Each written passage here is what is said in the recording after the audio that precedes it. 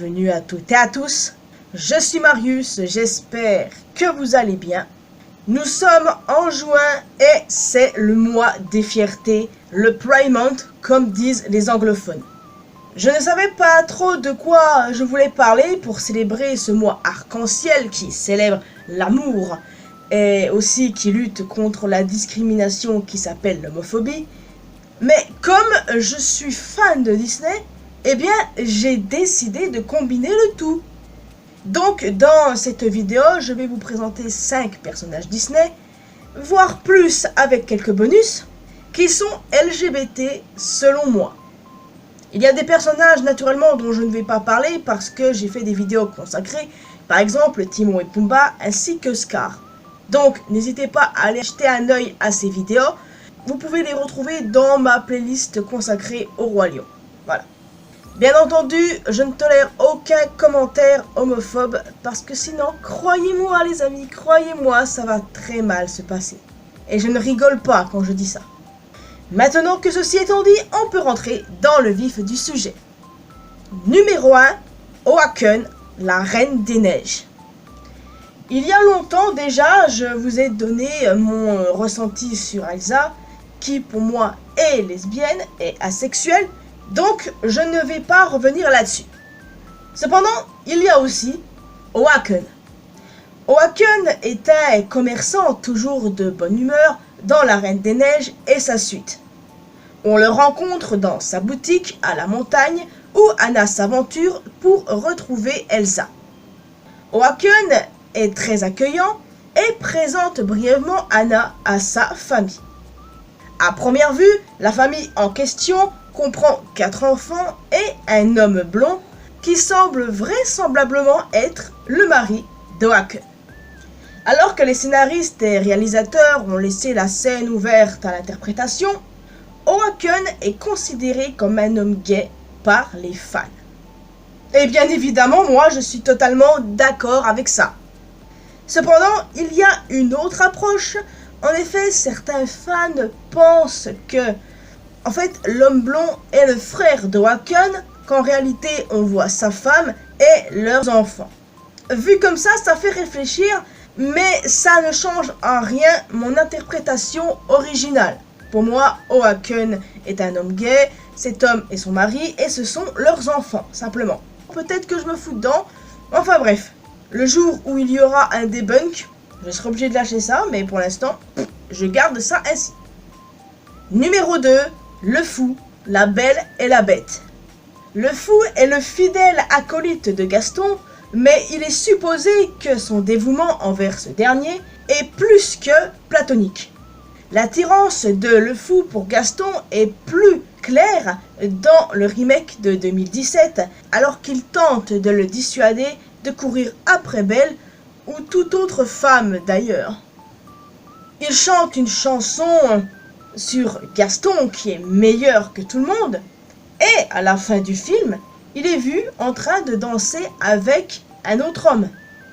Bien que Le Fou ne soit pas explicitement gay, tous les signes indiquent cette probabilité. Et bien sûr, je n'ai absolument aucun mal à le croire. Numéro 3, Li Chang, Mulan. Après s'être engagé à la place de son père, Mulan se déguise en homme et rejoint l'armée que Li Chang dirige. L'alchimie romantique entre Mulan et Chang se produit bien avant que Mulan ne se révèle être une femme. Par conséquent, de nombreux fans sont convaincus que Chang est un homme bisexuel. Le lien étroit entre le couple a été construit alors que Mulan était encore en tant que Ping. Et cela suggère que leur lien d'origine était plus que platonique. Personnellement, à première vue, j'aurais plutôt dit que Chang est pansexuel.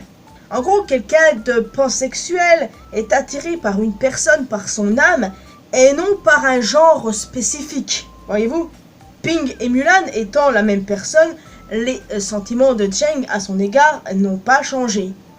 Mais bon, bisexuel, ça marche aussi, hein, évidemment.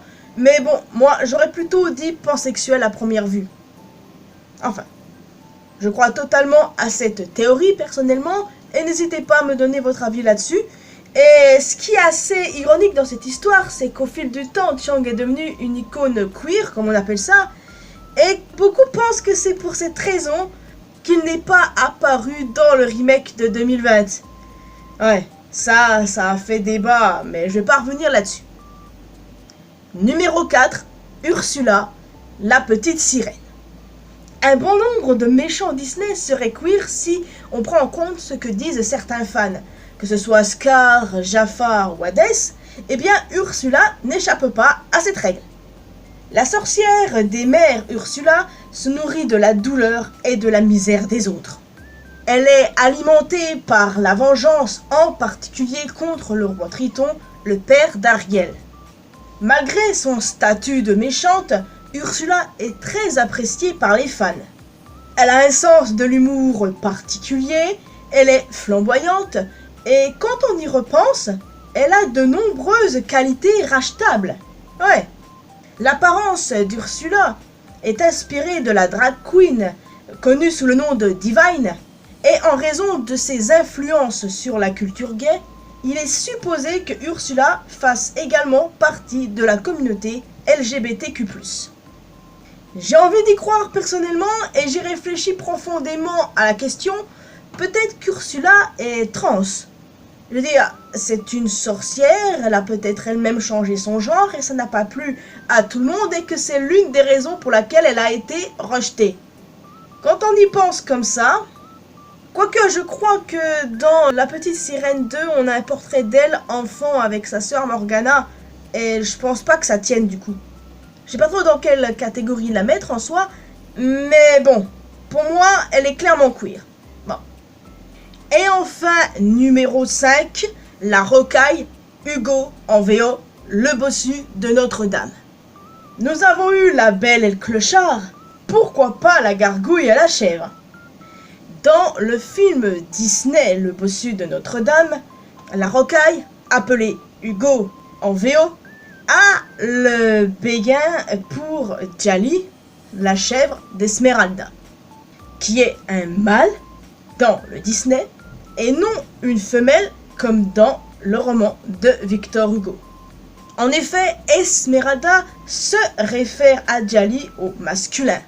Le béguin de la rocaille, pour la chèvre, est donc évidemment homosexuel. Et pour beaucoup, les gestes de la gargouille semblent indiquer qu'il est gay. Ça, ce sont des clichés et tout, j'aime pas trop ça, donc on va skip cette partie. Les homophobes de service diraient que la rocaille prend Djali pour une femelle, ou bien que Djali est bien une femelle, alors que l'inverse a été confirmé par Esmeralda elle-même. Je veux dire, Esmeralda est la mieux placée pour le savoir. Non mais oh. Et puis, les amis, à la fin du deuxième film, parce que oui, pour ceux qui ne le savaient pas encore, il y a un deuxième film, Djali semble avoir accepté les sentiments de la gargouille. Ouais. Et puis, depuis le temps, il aurait dû savoir que c'est un mâle au final quand on y pense. Parce que oui, quoi, il y a eu 8 années qui sont passées après le premier film.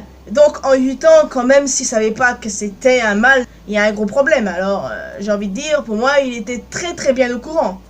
Donc, pour le coup, on peut dire que c'est clairement le premier couple gay dans un Disney. Ouais. Donc, quand on y repense attentivement, bah finalement, Disney, ils sont pas comme qu'on croit, Enfin bon. Maintenant, évidemment, nous allons passer aux mentions honorables, aux bonus. Comment ne pas parler de Pilky et Jumba dans Lilo et Stitch? J'ai pas besoin d'argumenter les concernant, les amis, c'est tellement flagrant. Sérieusement, quand tu les regardes, et ben là, tu comprends direct, il n'y a absolument aucun doute à avoir là-dessus, donc je ne vais pas revenir sur ce sujet-là. Ça se voit tellement, faut vraiment être aveugle ou bien fermé d'esprit pour ne pas avoir compris ça. Et enfin, nous allons conclure par Gideon dans Pinocchio. Contrairement à son homologue animé, et je sais que c'est probablement un peu tiré par les cheveux, il est laissé entendre que Gideon est homosexuel dans le remake. Bien que facilement négligé, on peut voir que sur son maillet, son marteau si vous préférez, L'inscription G plus HJ est gravée. Cela laisse entendre subtilement que Gédéon a le béguin pour son partenaire Grand Coquin, Honest John en VO, donc HJ. Bien que l'on ne sache pas si ce dernier en est conscient ou non. Et pour le coup, j'ai totalement envie d'en faire mon headcanon. Pour le Disney original, j'entends bien. Alors évidemment, j'aurais pu parler d'autres personnages, mais je voulais en choisir 5. Bon, c'est vrai qu'au final, il y en a eu un peu plus, mais bref. Et en soi, c'est quand même pas trop mal de base.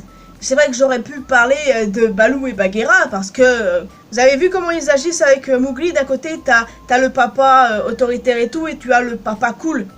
Mais bon, personnellement, je les ai pas inclus parce que ce n'est pas ma théorie personnelle. Pour moi, ils sont juste amis, et puis je préfère voir Bagheera avec Shere Khan. Ouais, je sais, c'est bizarre, mais je m'en fous. Pour moi, tous ces personnages que je vous ai cités sont LGBTQ+. Et j'ai des tas d'autres headcanons sur d'autres personnages Disney, mais pas que.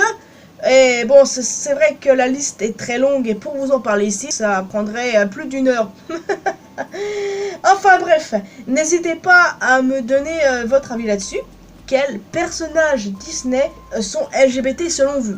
Ça peut être un personnage que j'ai cité dans cette vidéo, ou bien un personnage que j'ai pas du tout cité.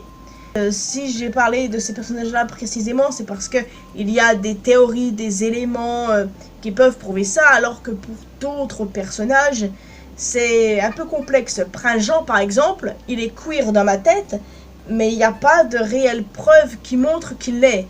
Enfin bon, quoi qu'il en soit, je referai une autre vidéo pour le Pride Month avant la fin du mois, évidemment. Ça ne sera pas sur Disney cette fois, mais sur autre chose. Et peut-être même que j'en referai d'autres dans l'année, en fait. Un Pride Month ou non, je vais pas m'empêcher d'en faire. Enfin, whatever.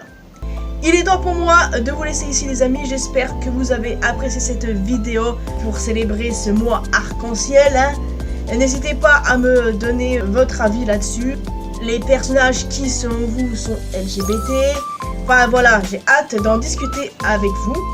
Et encore une fois, si jamais il y a des homophobes, mais ça va vraiment mal se passer, c'est tout ce que j'ai à dire. Enfin, maintenant que ça c'est dit, en plus du commentaire, n'hésitez pas à laisser un petit pouce bleu, ça fait toujours plaisir. Vous pouvez me retrouver sur mes réseaux sociaux, les liens sont évidemment dans la description. Et surtout, le plus important, abonnez-vous à cette chaîne ainsi qu'à ma chaîne secondaire pour qu'on puisse se retrouver dans une prochaine vidéo. Bye bye!